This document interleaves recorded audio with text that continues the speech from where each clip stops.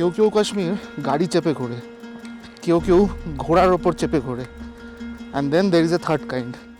দিনটা ছিল 27শে মে, পেহেলগামে আমাদের প্রথম সকাল। আর সেদিনই জানতে পারলাম পেহেলগামের মূল ট্যুরিস্ট অ্যাট্রাকশনগুলোর মধ্যে দুটোতে যাওয়া নিষেধ, নিরাপত্তার কারণে। কোনটা বন্ধ আর কোনটা খোলা সেটা তো আর কিছুক্ষণে জেনেই যাবেন। কিন্তু এই পরিস্থিতি আমাদেরকে কাশ্মীরকে নতুনভাবে দেখতে শেখালো, এক অনন্য আর অদ্ভুত অভিজ্ঞতা। ভাষায় বলা খুব মুশকিল, আমাদের সেই ভাষা নেই, সেই ভাষা দক্ষতা নেই যে বোঝাবো এইটার সৌন্দর্যটা বা এটা যেভাবে আমরা উপভোগ করছি। অনেকেই আছে যাদের ভাষার ওপর সে দক্ষতা আছে, তারা সুন্দর করে বোঝাতে পারেন।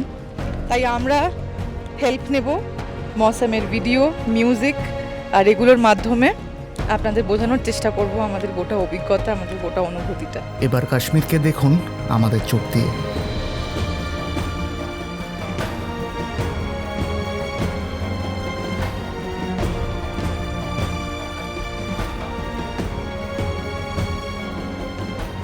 এই পর্বে আমরা পেহেলগাম সম্পর্কে আপনাদের বেশ কিছু প্রশ্নের উত্তর দিতে এসেছি। বর্তমান পরিস্থিতিতেও পেহেলগামের এক নতুন ও অসাধারণ চিত্র আপনাদের সামনে রাখতে চলেছি। শুধু গন্তব্য নয়, আমাদের নতুন করে পথ চলার মানচিত্রের সাথে ফিরেছি। চলুন এগিয়ে নিয়ে যাই এই গল্প। ভ্যাকে অ্যাডভেঞ্চার প্রেজেন্টস কাশ্মীর সিরিজের দ্বিতীয় পর্ব।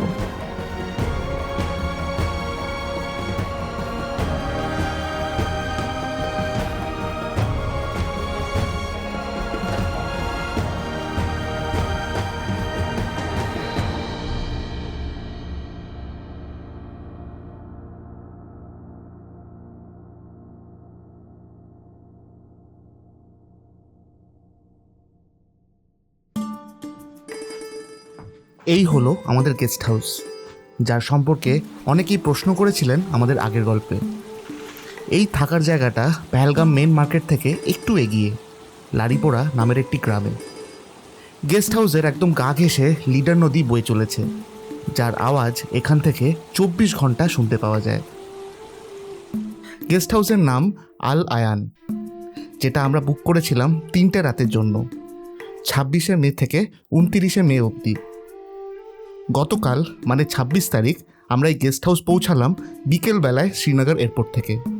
আর সন্ধে নামার আগে এই জায়গার এক অদ্ভুত মাদকতায় মজে গেছিলাম আমরা। তাই গতকাল রাতের খাবারটা হোটেলের ওনারই ব্যবস্থা করে দিয়েছিল নিজের কিচেন থেকেই। ওনারের সাথেও পরিচয় করাবো আপনাদের, কিন্তু তার আগে খাবারে কি পেলাম সেটা নিজেরাই দেখুন। ডাল ফ্রাই, অনেকটা ডাল দিয়েছে রে। অ্যান্ড চিকেন 65, তার সাথে একটু কাঁচা পেঁয়াজ, কাঁচা লঙ্কা। আজকে আমাদের দিনটা ভীষণ লম্বা গেছে, আর এই এত লম্বা দিনটাকে শেষ করার জন্য আমাদের একটু ঘরোয়া খাবারের দরকার ছিল। এর থেকে ভালো অপশন বোধহয় আমার মনে হয় কিছু হতে পারতো না। তো আজকে আমরা এখন 8:30 বাজে, আমরা এই ঘরোয়া খাবারটা খেয়ে মনকে পেটকে শান্ত করে আজকের জন্য দিনটা শেষ করব। Good bye. ইনি হচ্ছেন গেস্ট হাউসের ওনার মুজাফফর ভাই। আমাদের প্রত্যেকটি চাহিদার খেয়াল ইনি রেখেছিলেন। রুম সংক্রান্ত সুবিধে অসুবিধা থেকে শুরু করে ঘুরে বেড়ানোর সাজেশন এবং আমাদের খাওয়া দাওয়ার খেয়াল রাখা অবধি সব কিছুর একটাই কন্ট্যাক্ট পয়েন্ট, মুজাফফর ভাই। এই গেস্ট হাউসটা বুক করতে গেলে ডিরেক্ট ওনাকেই কল করে নেওয়া ভালো। এখানকার রুম ভাড়া ইত্যাদি সিজন অনুযায়ী ওঠা নামা করতে থাকে, তাই ফোন নাম্বারটা ডেসক্রিপশানেই দিয়ে রাখলাম। কাশ্মীর যাওয়ার আগে এমনিতেই আমাদের অনেক প্রশ্ন থাকে, যেমন ধরুন ঘোরার জন্য গাড়ির ব্যবস্থা, কাশ্মীরের বর্তমান পরিস্থিতি, এই সবের উত্তর ওনার কাছেই পাবেন। আমরা এত ভালো ব্যবহার পেলাম যে থাকতে থাকতে বন্ধুত্ব হয়ে গেছিল আমাদের, শুধু ওনার সাথে না, ওনার গোটা পরিবারের সাথেও। Give respect to get respect, এই সোজা হিসেবটা মাথায় রাখলেই হলো।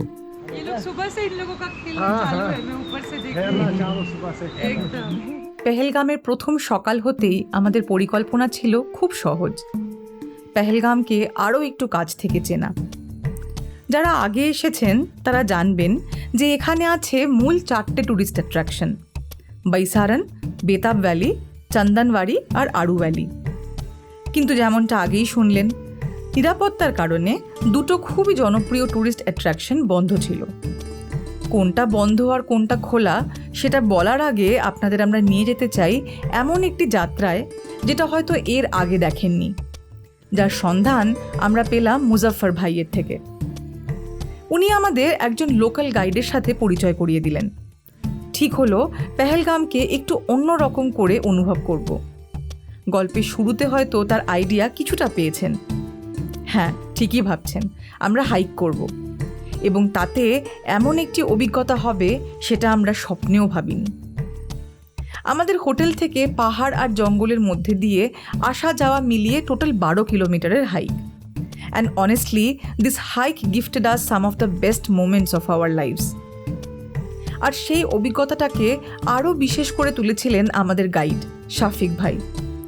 নানান গল্প করতে করতে উনি আমাদের নিয়ে এগোচ্ছিলেন পেহেলগামের সবুজ পাহাড়ের বুকের ওপর দিয়ে। কখনো স্থানীয় মানুষদের জীবনযাপনের গল্প, কখনো তার নিজের করা অমরনাথ যাত্রা, আবার কখনো তার জীবনের টুকরো টুকরো অভিজ্ঞতা। পাইন, দেওদার আর ফার গাছে ঘেরা সবুজ উপত্যকা, তার মধ্যে দিয়ে আমরা 3 জন প্রাণী হেঁটে চলেছি। চারিপাশে আর কেউ নেই।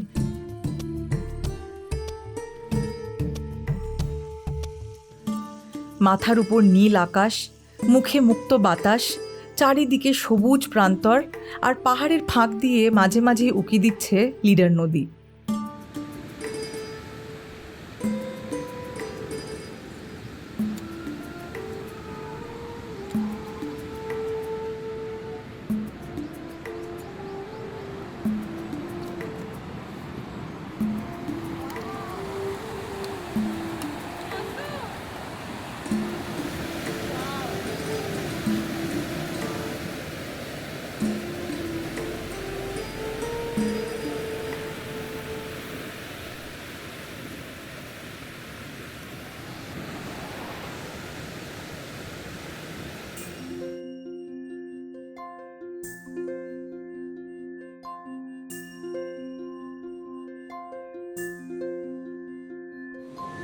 আমি জানি না আমার কোনো কিছু বলার অপেক্ষা রাখে কিনা। আমার কানে শুধু গম গম করছে এই জলের আওয়াজটা, আর কোথাও না কোথাও মনে হচ্ছে ভেতরে সমস্ত চিন্তা ভাবনা, যত স্ট্রেস ছিল সব যেন ধুয়ে মুছে ওর সাথে নিয়ে চলে যাচ্ছে। It's a natural healer. আর এত অভাগা আমরা যে আমাদের দেশে এত সুন্দর প্রকৃতি সবটা পারলাম না আমরা ভালো করে রাখতে। পেহেলগাঁও খুব পপুলার একটা টুরিস্ট জায়গা, কিন্তু সেখানেও খুব টুরিস্টের ভিড় এড়িয়ে এরকম একটা অফবিট এক্সপিরিয়েন্স, মানে এটার কোনো তুলনা হয় না। কি ভাষায় এই অনুভূতি বোঝাবো জানি না। মাঝে মাঝে ভেড়ার পাল নিয়ে মেষপালকেরা চলে যাচ্ছেন, আবার কোথাও ঘোড়া নিয়ে স্থানীয় মানুষ। তখন পুরো দৃশ্যটাকে আরও বেশি স্বপ্নপুরীর মতন মনে হচ্ছিল আমাদের। চারিদিকে প্রকৃতির ছড়িয়ে থাকা সৌন্দর্যের মধ্যে বিশেষভাবে আমার চোখে পড়েছিল জংলি ফুলগুলো। প্রকৃতির নিজের খেয়ালে তারা ফুটে উঠেছে যেখানে সেখানে। এই নাম না জানা জংলি ফুলগুলো আমাকে ভীষণ আকর্ষণ করলো। ওদের কোনো পরিচিতি নেই, কোনো যত্ন নেই, তবু ওরা ফুটে ওঠে নিজেদের মতন করে, নিঃশব্দে, নিরালম্বভাবে। হয়তো তাই ওদের মধ্যে একটা স্বাধীনতা আছে, একটা স্বতন্ত্রতা আছে, যেটা আমায় ভীষণভাবে অনুপ্রাণিত করে। বেতাব ভ্যালি ছিল আমাদের গন্তব্য, কিন্তু ফিরে তাকিয়ে দেখি সবচেয়ে বেশি মনে রয়ে গেছে এই পথটা। সেই নাম না জানা উপত্যকা, পাহাড়ের ধারে ফুটে থাকা জংলি ফুল, আর পথ চলতে চলতে পাওয়া ছোট ছোট মুহূর্তগুলো। তখন মনে হয়েছিল সব সৌন্দর্য মানচিত্রে চিহ্নিত থাকে না। কিছু জায়গা, কিছু মুহূর্ত আর কিছু মানুষ নাম না জেনেও সারা জীবন মনে থেকে যায়।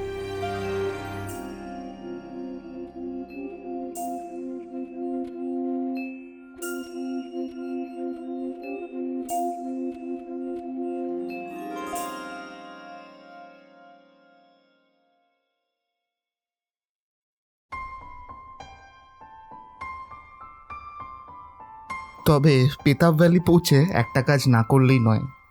কাশ্মীর এসে একবার কাশ্মীরিদের মতো না সাজলে কি হয়? এটাও সুস্মিতার চেকলিস্টের মধ্যে একটা কাজ ধরা ছিল। 11 বছর আগে আমার মাও এটাতে খুব আনন্দ পেয়েছিল, তাই বাকিদের দেখে ওরও খুব ইচ্ছে হলো। কেন করছিস এটা? আমার এটা মজা হয়েছে, আমার এটা ইচ্ছা হয়েছে। আমার ওই মিশন কাশ্মীরের প্রীতি জিন্তাকে দেখে আমার খুব ইচ্ছা হয়েছিল ওরকম সাজতে। बस हो गई कश्मीरी।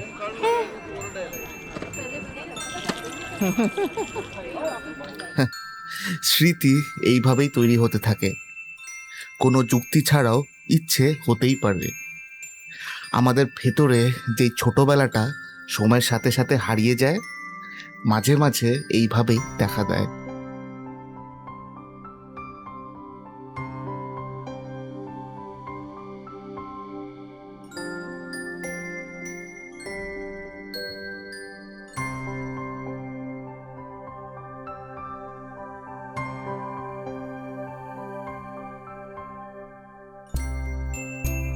তবে এই হাইকের অভিজ্ঞতা এতেই শেষ না। ফেরার পথে আমরা একটি গ্রামের মধ্যে দিয়ে পেরোলাম। এসেছিলাম এক পথে, আবার ফিরছিলাম আরেক পথে। দুটো পথ নিজের মতন করে আলাদা। যেদিক তাকাও সেই দিকেই উইন্ডোজ ওয়ালপেপারের মতন মনে হবে। মাঝে মাঝে রেস্টও নিচ্ছিলাম। এক নাগারে পুরোটা হাইক করা আমাদের ফিটনেসে সম্ভব ছিল না, তাই শাফিক ভাই মাঝে মাঝে স্টপেজ দিচ্ছিল যাতে আমরা একটু রেস্ট পাই। কিন্তু ফেরার পথে মেন হাইলাইটটা ছিল এই জায়গাটা। এরকম একটি পরিবেশের মাঝখানে আমরা খাচ্ছিলাম এক রকমের মাছ, যার নাম ট্রাউট ফিশ। কাশ্মীরে একমাত্র লিডার নদীতেই পাওয়া যায় এই মাছটা, যেটাকে আমাদের চোখের সামনে জ্যান্ত ধরা হলো এবং তারপর গ্রিল করে আমাদের সার্ভ করেছিল। মাছের দামটা কি পড়লো আর কিভাবে ধরলো সেটা আপনারা নিজেরাই দেখুন। ও বলছে যে যদি গ্রিল করে দেয় তাহলে কত টাকা বলে, 1200 টাকা, লাইক 1200 কেজির হিসাবে হবে। আমরা তো কেজির হিসাবে নেবো না, কটা নেবো? দুটো ফিশ শুড বি ওকে, দুটো ফুল ফিশ শুড বি ওকে।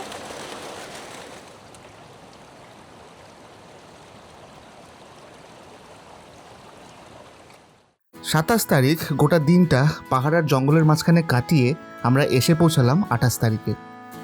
তাই এইবার ইচ্ছা ছিল পুরো দিনটা ঘুরে বেড়ালেও ফেরার পথে পেহেলগাম মার্কেটটাও দেখে ফিরব। এই পেহেলগামের মেন মার্কেট আমার দেখা আজ অবধি সব থেকে সিনিক মার্কেট, আপনারা নিজেরা দেখলেও বুঝতে পারবেন। কিন্তু তার আগে এখনও একটি অসাধারণ যাত্রা বাকি, সেটাও আমরা নিজেদের আন্দাজে ঘুরব। চলুন সঙ্গে।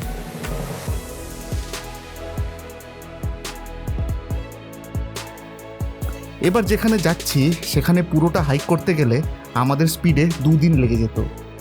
তাই ঠিক করলাম একটি গাড়ি যেটা আমাদেরকে একটু এগিয়ে দেবে। গাড়ি ভাড়াটা স্ক্রিনেই দেখতে পাচ্ছেন।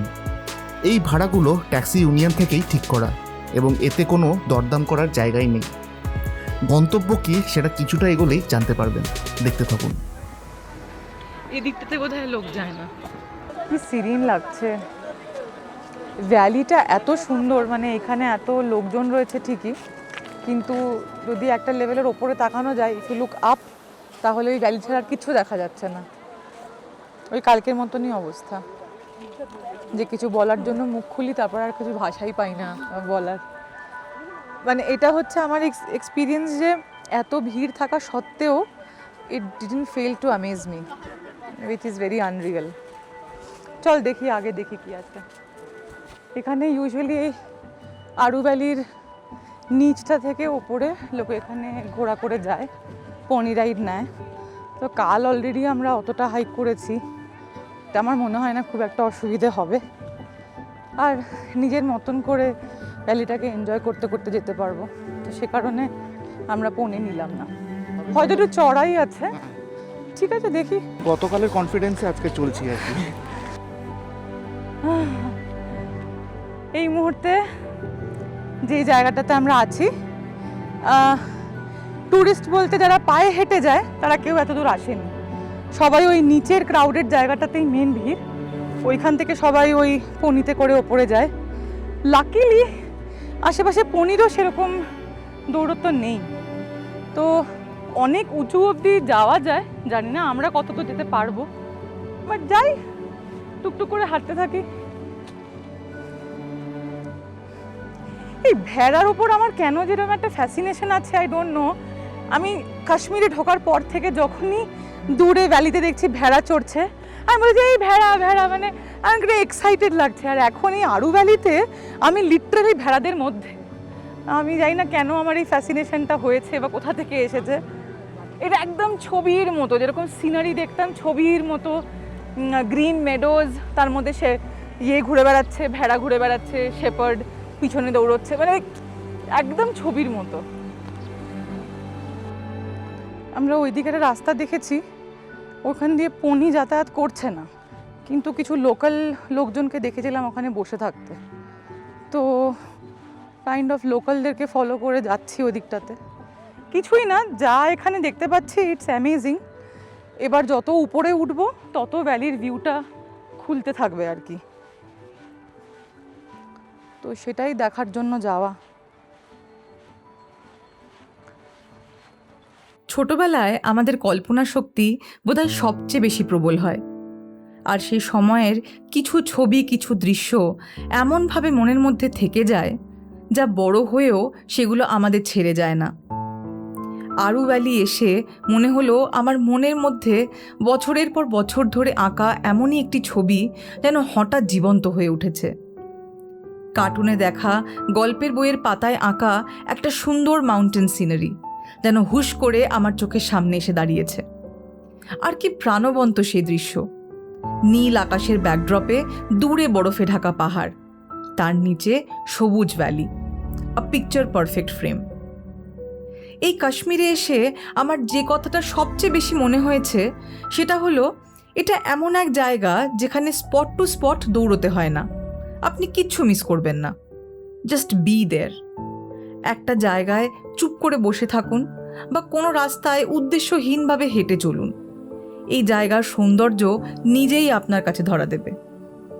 এরকম অভিজ্ঞতা আজ অবধি আমাদের কোথাও হয়নি, কি দেশে কি বিদেশে। আমরা এখানেও ঘোরা করিনি, নিজেদের পায়ে হেঁটেই দেখতে চেয়েছিলাম জায়গাটাকে। দীর্ঘ পাহাড়ি পথ ট্রেক করে আসার পর যখন ক্লান্ত পা দুটো একটু জিরিয়ে নিতে চাইল, ঠিক তখনই হঠাৎ পর্দা ওঠার মতন আমাদের সামনে উন্মুক্ত হলো এই অপরূপ দৃশ্য। চারপাশে কেউ নেই, এক পরম নির্জনতা। আমরা দুজন বসে পড়লাম এই সবুজ উপত্যকার কোলে। স্নিগ্ধ শব্দটার প্রকৃত অর্থ কী তা সেদিন ওই অনন্ত সবুজের মাঝে বসে যেন নতুন করে অনুভব করেছিলাম। শহুরে কোলাহল থেকে বহু দূরে প্রকৃতির এই বিশাল ক্যানভাসের সামনে আমরা ভাগ করে নিলাম এক একান্ত ব্যক্তিগত মুহূর্ত। মনে হচ্ছিল নীল আকাশ আর বরফে মোড়া পাহাড়ের চূড়াগুলো যেন শুধু আমাদের দুজনের জন্যই ওই মায়াবী নিস্তব্ধতার জন্ম দিয়েছে। চোখের সামনে ওই অপরূপ সৌন্দর্য আর আমাদের এই নীরবতা, একে আর কিভাবে ভাষা দিয়ে বোঝাবো জানি না। আর এই লস অফ ওয়ার্ডস শুধু এই গল্পেই নয়, গোটা কাশ্মীর সিরিজেই আমাদের বোঝানোর ক্ষমতাকে হারিয়ে যেতে দেখবেন বারংবার। সামনে পড়ে থাকবে শুধু এক মুঠো রত্নখচিত স্মৃতি, সারা জীবনের মতন।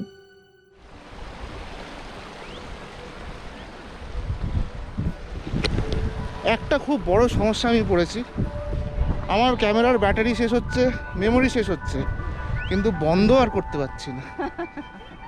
প্রত্যেকবার ভাবছি এটাই লাস্ট ফুটেজ এই জায়গার, আর তুলবো না। কুট্টি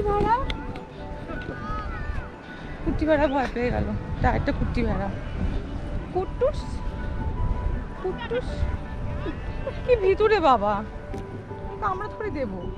ওই দেখো যাক মায়ের কাছে আদর খাচ্ছে, দেখেছিস?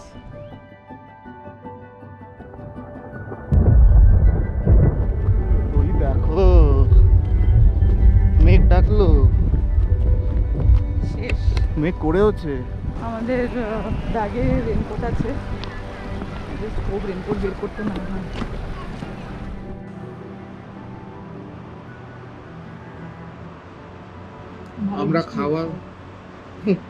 আমরা খাওয়া শেষ করিনি, কিন্তু বাইরে বেশ ভালো বৃষ্টি শুরু হয়ে গেছে।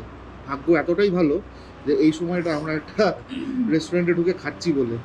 এটা আরু ভ্যালিতে ঢোকার মুখে ভেজ আউটলেট বলে একটা ছোট্ট ক্যাফে মতো, সব ভেজ আইটেম পাওয়া যায়, কিন্তু বেশ ভালো। মানে দাম ইজ এরকম ট্যুরিস্ট প্লেসে যেরকম দাম হয় সেরকমই। বলবো না যে অত্যাধিক কিছু, কিন্তু কোয়ালিটি অফ খাবার কিন্তু বেশ ভালো। না তবে দাম বলতে ভ্যালু অ্যাডেড এগুলো, মানে হ্যাঁ এরা এতদূর নিয়ে এসে আমাকে এই ভিউ এর সাথে খেতে দিচ্ছে, এটাই এটার দাম। মানে আমি এখানে একটা কাপ চা নিয়েছি, 40 টাকা দাম নিয়েছে, এত বড় কাপে চা দিয়েছে, ভালো খেতে চাটা, I think it is enough. আর আমি জেনারেলি ভেজ স্যান্ডউইচ পছন্দ করি না। এটা একদম পিওর পনির দিয়ে বানানো, পানির হোমমেড পানির, ঘরে বানানো আমি পনির। দুধের স্বরেরও গন্ধ পাচ্ছি। মানে বেসিক্যালি ছানা, পনির নয়, ভেতরটা ছানা দেওয়া বেসিক্যালি। নর্মাল ভেজ স্যান্ডউইচ 100 টাকা দাম ছিল, এটা 170, কিন্তু একটা স্যান্ডউইচ নিয়ে দুজন শেয়ার করছি, তো আমাদের পুষিয়ে যায়। চাটা ভালো তো, কড়া চা। পেহেলগামে আমাদের সময় এবার ফুরিয়ে আসছিল। মনটা একটু খারাপ হচ্ছিল ঠিকই, কিন্তু একটা জিনিস ছাড়া গল্পটা এখনো অসম্পূর্ণ রয়ে যায়।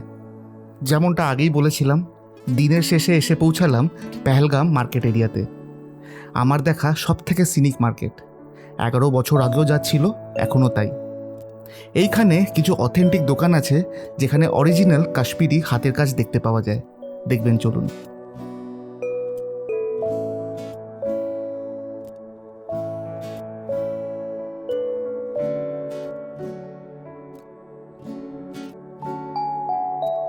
গল্পের শুরুতে পেহেলগামে 4টে ট্যুরিস্ট স্পট বলেছিলাম।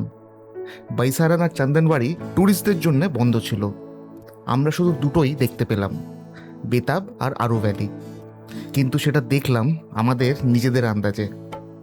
কিন্তু যদি জিজ্ঞেস করেন আমরা কিছু কি মিস করলাম, কেউ কেউ হয়তো ভাবছেন হ্যাঁ, কিন্তু আমাদের মতে যেভাবে পেহেলগামকে উপভোগ করলাম এর থেকে বেশি কিছু চাওয়া যেত না। আর দিনের শেষে শপিং কমপ্লিট করে আরেকজনের মুখে জেল্লা দেখুন। হ্যাপি শপিং করে কি মজা পেয়েছে। অনেস্টলি স্পিকিং এরকম নয় যে আমি ভীষণ শপিং পারসন, কিন্তু ইয়েস, কাশ্মীরে এসে ভীষণ খুশি হয়েছিলাম যা কিছু দেখে, তার থেকেও যেন বেশি খুশি হয়ে গেছে ওই দোকানটাতে ঢুকে কালেকশন দেখে। আই ডোন্ট নো, আমার কাছে কোনো লজিক্যাল রিজনিং নেই, কিন্তু it is what it is. কিন্তু দুঃখের ব্যাপারটা কি জানেন, শপিং করবে বউ আর লাগেজ বইবে হাজবেন্ড। চলো পেহেলগাঁও ঘোরা আমাদের এই অবধি ছিল। আমরা যেইভাবে পায়ে হেঁটে ঘুরেছি, যারা গাড়ি করে ঘুরেছেন হয়তো ঘুরেছেন ভালোই ঘুরেছেন, যারা পনি করে ঘুরেছেন হয়তো ভালোই ঘুরেছেন, কিন্তু আমরা পায়ে হেঁটে ঘুরে এতটা খুশি হয়েছি সেটা আশা করি ভিডিওতে আপনারা দেখে সেটা বুঝতেই পেরেছেন, এবং হয়তো অনেক কিছুই ভাষায় বোঝাতে পারিনি। যদি মুখে এক্সপ্রেশনে কিছু বুঝিয়ে থাকতে পারি তাহলে সার্থক, আর না হলে আপনারা সিনারি দেখে হয়তো কিছুটা নিজেরাই বুঝতে পারবেন। আমরা আবার পরের ভিডিওটা নিয়ে আসবো পরের ডেস্টিনেশনে, যেটা জানার জন্য দেখতে হবে পরের এপিসোডটা। Till then stay happy, stay safe, good by.